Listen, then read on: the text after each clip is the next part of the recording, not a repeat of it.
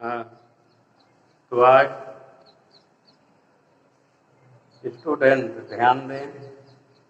जैसा कि आपको मालूम है, प्रजातंत्र की कार्य प्रणाली के अंतर्गत हम सरकार यानी केंद्र सरकार और राज्य सरकार, तो केंद्र सरकार के बारे में अपन पढ़ चुके हैं। जिस प्रकार केंद्र सरकार के अंदर संवैधानिक व्यवस्था के अनुरूप व्यवस्थापिका, कार्यपालिका, न्यायपालिका, ये तीनों अंग मिलकर सरकार निर्माण की प्रक्रिया पूरी करते हैं और उनके संवैधानिक जो कार्य क्षेत्र हैं उनके बारे में पढ़ा गया, जाना गया, समझा गया।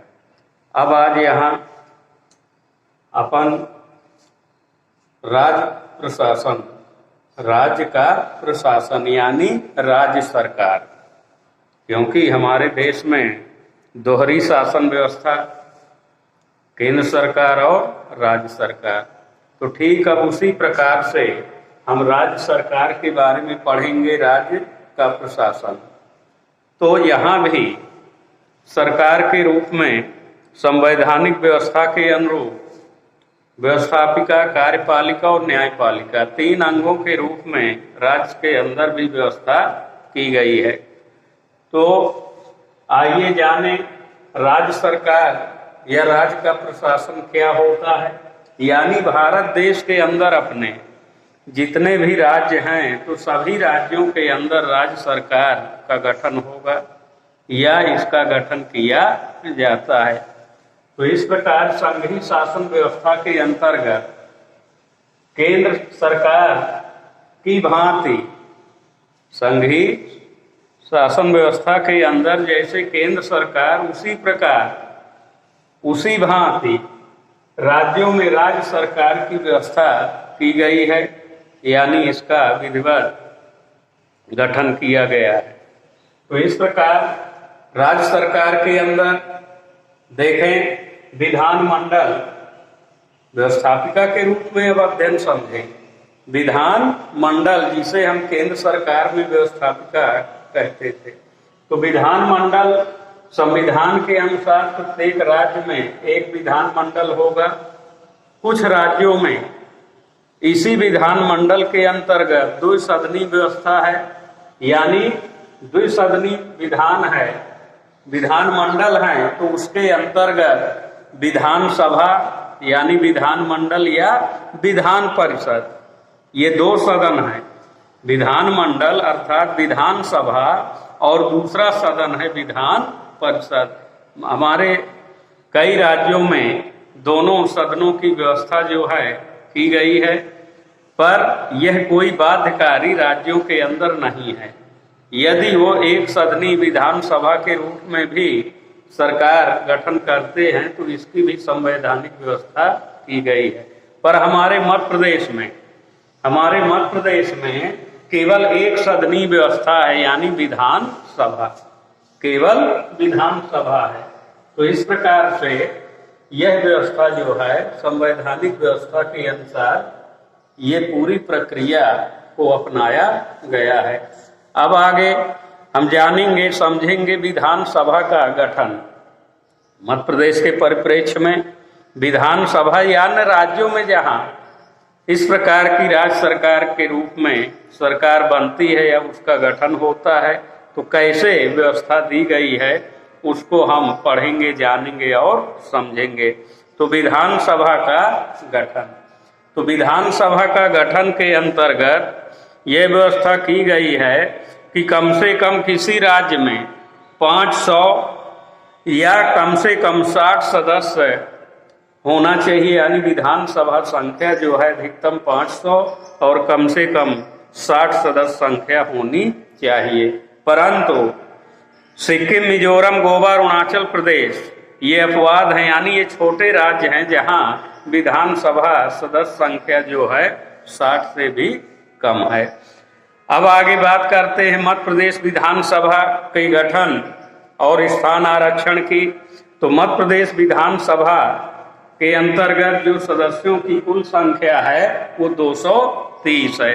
मध्य प्रदेश विधानसभा में 230 ये विधानसभा सदस्यों की संख्या है।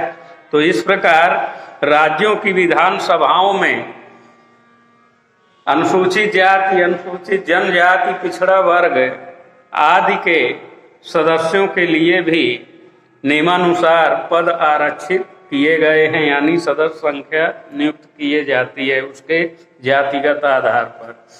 विधानसभा के सदस्यों का निर्वाचन जो है, निर्वाचन प्रत्यक्ष है, मताधिकार वैक्स प्रणाली, वैक्स मताधिकार के रूप में निर्वाचन होता है।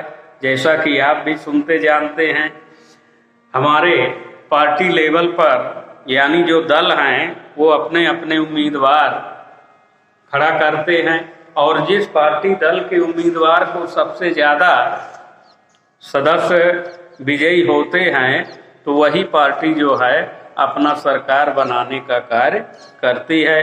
तो इस प्रकार जो है मुख्य भूमिका में मतदाता होते हैं। मतदाता अपना मत देकर, अपना वोट देकर जिस प्रत्याशी को विजयी श्री देंगे वही विधानसभा का निर्वाचित सदस्य होगा, और जिस पार्टी को सबसे ज्यादा 2/3 बहुमत प्राप्त होगा वो सरकार बनाएगी। यदि किसी दल को स्पष्ट बहुमत प्राप्त नहीं है तो मिली जुली साझा सरकार भी बनाई जाती है। तो इस प्रकार की भी संवैधानिक व्यवस्था की गई है।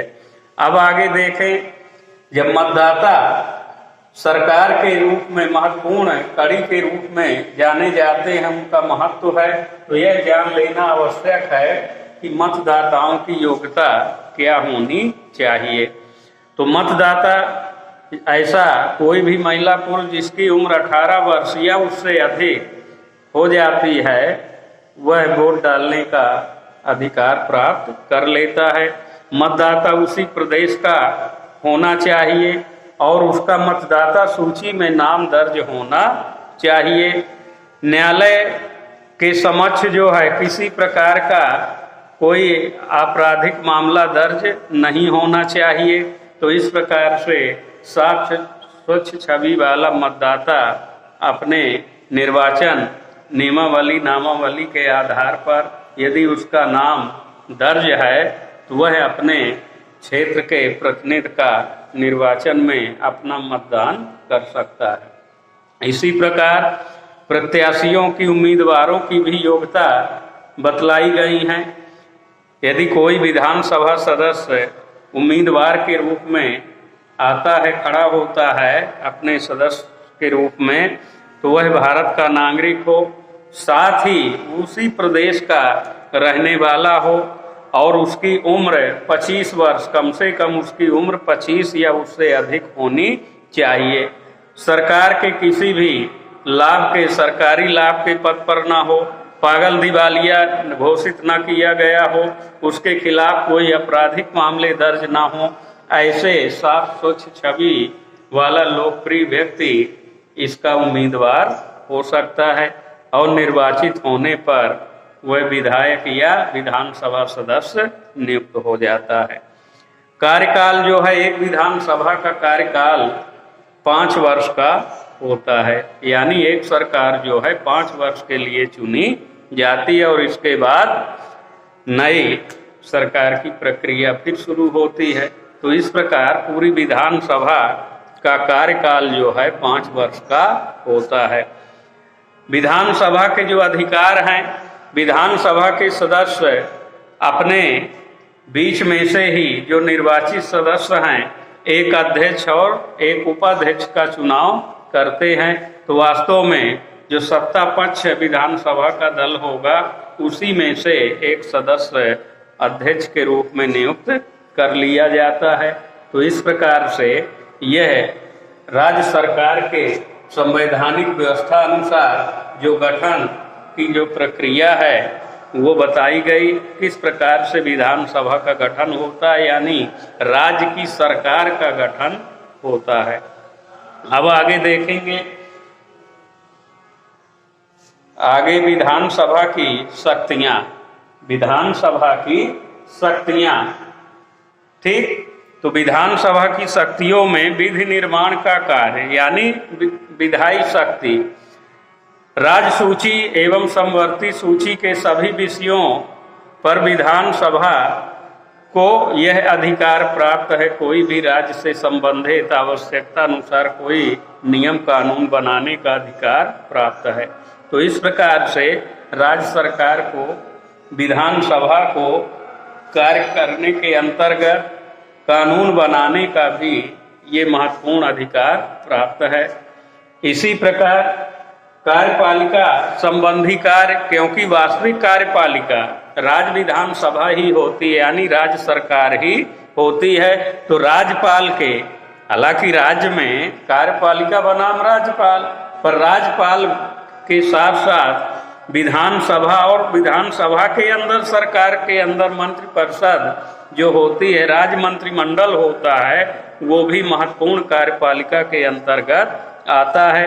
तो इस प्रकार से सरकार के अंदर ये पूरा कार्यपालिका के रूप में विधानसभा जो है महत्वपूर्ण रूप से कार्य करती है, क्योंकि वास्तविक शासन सत्ता जो है विधानसभा के अंतर्गत ही चलाया जाता है। साथ ही वित्तीय कार्य, धन संबंधी, राज्य की आय व्यय का हिसाब किताब रखना, यह कार्यपालिका विधानसभा की स्वीकृति के बिना न कोई कर लगा सकती और न ही कोई सार्वजनिक व्यय कर सकती। तो इसके अंतर्गत जो है कार्यपालिका की अनुमति विधानसभा को होनी चाहिए। ऐसी स्वीकृति मिलने के बाद ही विधानसभा अपना वित्तीय कार्य जो है या इससे संबंधित कोई नियम कानून है वो राज्य के अंदर लागू कर पाती है।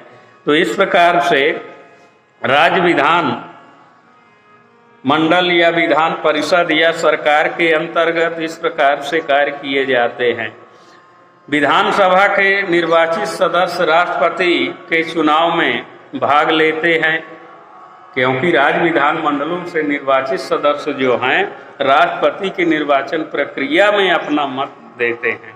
तो इस प्रकार से विद्यार्थियों, ये राज्य प्रशासन के अंतर्गत जो विधान मंडल अर्थात विधानसभा या विधान परिषद के रूप में राज्य के अंदर सरकार गठन की प्रक्रिया, संचालन कार्य की प्रवृत्ति या रूपरेखा या सरकार संचालन की महत्वपूर्ण जानकारी जो है अभी आपको बताई गई। अब अगले वीडियो क्लासेज में हम आप लोगों को राज्य सरकार से संबंधित कार्यपालिका और उसके बाद न्यायपालिका के विषय में जानेंगे और समझेंगे।